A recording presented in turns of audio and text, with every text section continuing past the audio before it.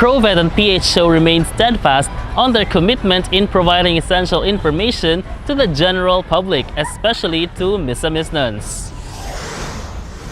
On Monday, May 16, 2022, the flag raising ceremony was hosted by the Provincial Budget Office together with accomplishment reports from the Provincial Veterinary Office and the Provincial Health Office. Provet Head Dr. Benjamin Resma reported the latest update of the livelihood program for ASF-affected farmers in the province coined as Itikan sa Kalambuan. He said that in the past 6 months, a total of 739,610 eggs were already collected in the municipalities of Opol, Libertad, Initao, Manticao, and City of El Salvador respectively that generated an income worth 6,468,776 pesos. Dr. Resma also announced that several provinces of the country have been affected by bird flu, and here in the island of Mindanao, 5 provinces were already affected, such as Sultan Kudarat, North Cotabato, and South Cotabato, Davao del Sur, and Maguindanao. He also added that last May 13, the office confiscated a van with plenty of balut inside and was assumed to have passed by Misamis City until it reached the quarantine station of Logain. Dr. Resma thanked Governor Bambi Emano, who has been very supportive of all the efforts of the Provincial Veterinary Office. On the other hand, the Provincial Health Office, through Mr. Aldo Obenza, reported the latest update on COVID-19. He stated that from May 9 to May 15, there were only 7 reported cases in Misamis Oriental that brought total cases to 17,832 with a recovery of 16,892 and a total death of 933. Mr. Obenza also emphasized that the influenza-like illnesses surveillance in the Provincial Capitol is still ongoing and encouraged all Capitol employees to immediately report to the Capitol Clinic those who are experiencing ILI symptoms. Also on the same day, Provet spearheads the burial of the 60,000 pieces of confiscated balut eggs at Barangay Biga in the municipality of Logain. This is in lieu with Executive Order 004 Series of 2022 from the Office of the Provincial Governor, which prohibits the entry to the province of Misamis Oriental of all species of poultry including products and byproducts coming from the entire island of Luzon and from Region 12. Danny Vertadazo of Shoma Jr., PIO. The agriculture sector in Misamis Oriental has definitely reached the peak of its development through Governor Bambi Emano, who paints brilliant thoughts and actions that boost the morale of the farmers. Finally, the Olongti Processing Facility, represented by the President of Blooming Forest Workers Multipurpose Cooperative, Mr. Elmer Dotarot, was granted a license to operate as food manufacturer valid until January 21, 2024 by the Food and Drug Administration or FDA. This has been the highlight event for Tuesday, May 17, 2022.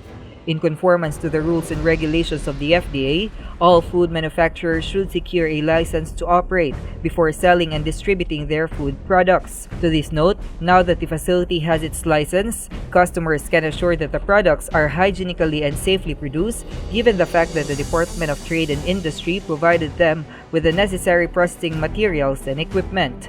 After successfully getting the LTO certificate, BFWMPC and the Provincial Agriculture Office are now working together for the facility to be granted a certificate of product registration. Governor Bambi Emano is indeed a man of action.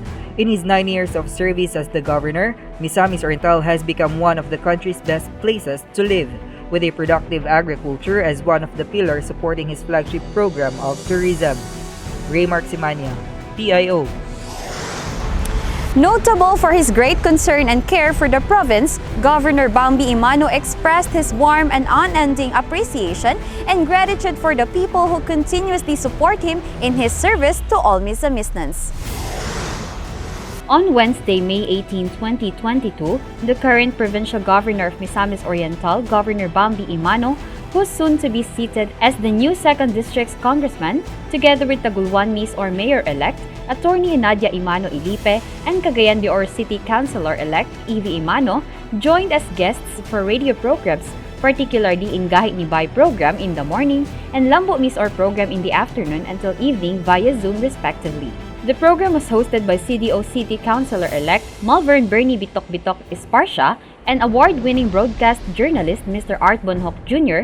for the Gahi ni Bay program, while the Lambo MisOr program was anchored by Lambo Dondon Irat and Lambo Jinky Rosito of PIO. The highlight of the said radio guesting centered on the discussion regarding their upcoming plans and programs to address problems that the province and the city are facing nowadays while serving the people by unminding political bias. The Emano siblings also expressed their deepest gratitude for the overflowing support given by the Misamis and Cagayannons who helped them win the recently held 2022 election. They also asked for continuing support from the general masses for the success and progress of the program implementations and projects realization in the near future. Sa atong katawhan sa lalawigan sa Misamis Oriental, salamat sa siyam katuig nga inyong gihatag nga kahigayunan mamunuan isip gobernador sa lalawigan. Ug bisan karon nga natagaan ko sa lain nga hugna kahigayunan nga magpapili ug napili pagka-kongresista, makalaom kamo nga kung aduna pa ko'y ikatabang kang Congressman Christian dinha sa ikado sa unang distrito, dili ko magmakuli. I will work for the province of Misamis Oriental and of course for the whole country.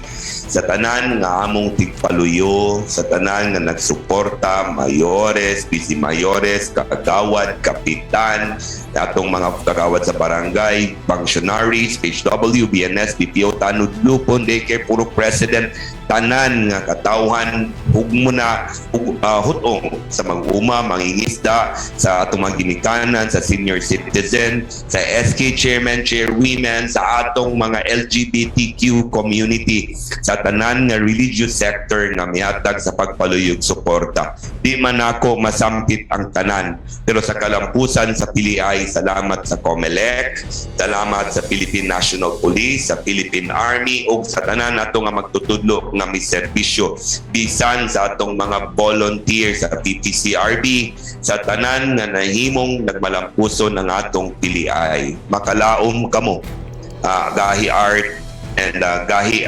Bernie, nga dili mi muundang sa pagpangalagad kaninyo. Ug samtang inyo pang kinahanglan ang among mga bansagon susama sa inyong ipakita karon, maningkamot mi nga hantod sa utlanan o katapusan nga ginhawa sa among kinabuhi, among bayaran ang among utang kabubuton kaninyo. Salamat kayo, Gahi Art and Gahi Bernie. The provincial government of Misamis Oriental triples its efforts to show dedication and sincerity in service that has never stopped ever since. On Thursday, May 19, 2022, the local school board LSB Misamis Oriental conducted its 4th executive meeting for this year at Kusina, Higala, Cagayan de Oro City.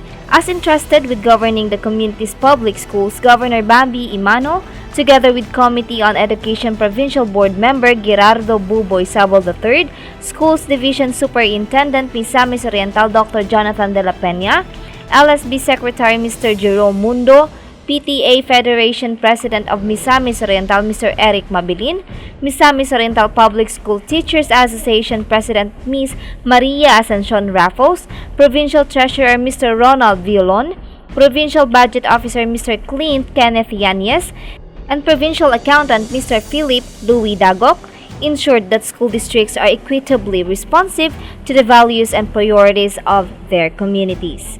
During the meeting, various updates and plans regarding the implementation of infrastructure projects such as school buildings were discussed for the betterment of school learning in the province of Misamis Oriental and to create and maintain an effective learning environment.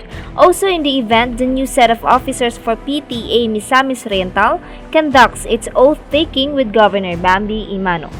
This initiative is for the cause of effectively facilitate and pioneer transparency in governance that's part of the governing pillars of the current administration. Additionally, on the same day, in service to all Misamisnans, the provincial government of Misamis Oriental through the Provincial Social Welfare Development Office PSWDO responded directly by providing necessities such as food packs, hygiene kits, blankets, and buckets to the 10 families affected by the fire that happened in Sitio Calacala, Barangay Cugon, in the municipality of Balingasag. The beneficiaries also received calamity assistance to purchase for their immediate needs. They were also very grateful to the provincial government for the help they have received, especially in the hardship they are facing due to the said tragedy. Geneva Bandong, PIO. A roundabout update highlighted Friday with a different quality service delivered, which goes beyond impossibilities for all Misamisnans to cherish. On Friday of May 20 this year, through the Provincial Social Welfare and Development Office, PGMO meaningfully held an orientation on the use of Gender and Development or GAD Plan Monitoring System. The event ensures PGMO's reconstitution of GAD focal point system that continually endeavors fast-track, harmonize, and coordinated efforts to reviewing the existing LGU's GAD plan, as this ensures a growing direction of the overall provincial GAD plan. To this note, PGMO collaborated with trained evaluators who adequately reviewed the LGU's GAD plans and provide substantive inputs for its fulfillment. Present along were Municipal Local Government Operations Officer Ms. Isadora Cabildo, Provincial Planning and Development Officer Head Mr. Stanley Uriarte, together with the participants from the Provincial Capitol departments and offices. So, pasalamat ko kang Governor Bambi Emano for his support sa mga programa sa Department of the Interior and Local Government, wherein especially kining sa programa sa Gender and Development, tungod ani nga programa makita nato, makabot nato atong gusto makabot nga gender equality. Gov Bambi, salamat kaayo sa imong 9 years as governor sa Misamis Oriental. Nakita namo ang paglambo sa atong probinsya sa Misamis Oriental. Moreover, the Provincial Agriculture Office became all the more eager in leading agri-fishery farmers to cope up and thrive along the crisis happening today, and yet getting inspiration from well-rounded governance implicating all the different sectors of the society, such as the agriculture. The one-day income reached a total of 63,616 pesos and 85 centavos, with 9 exhibitors who had their display of produce at the venue. This sales composed of 22,570 pesos for processed items, 17,000 pesos for rice, and 24,046 pesos and 85 cents for fruits and vegetables. All the capital employees and nearby vicinities benefited from such that truly bring insurmountable joy to the farmers for the privilege given to them by the PGMO to further reach great potentials on livelihood. Additionally, last Friday, a mosquito fagging was conducted in the Provincial Capitol of Misamis Oriental under Memorandum Order JLM number 2022-1000 around 3 p.m. This fumigation process and all the strong-willed and participating offices is highly essential, for it aimed to get those hard-to-reach areas where pests may be hiding and ensure a complete pest eradication while maintaining a well-conducive and hygienic working habits. Rajiana Mora Tunel Maygay, PIO. Throughout the week, the dedicated offices and diligent employees of the provincial government of Misamis Oriental, under the leadership of Governor Bambi Emano, continue to give out the best programs, services, and representations that the province can offer. After the successful stint of Miss Cuyamis 2022, Miss Annabel McDonald, who was crowned as the first runner-up of this year's Miss Universe Philippines, more Misamis Oriental beauty queens are set to compete on the national stage of pageantry, one of which is Miss Cuyamis 2022 fourth runner-up, Miss Natasha Vea Mortola Bautista from the municipality of Villanueva, who is competing in Miss World Philippines 2022 representing the province of Misamis Oriental.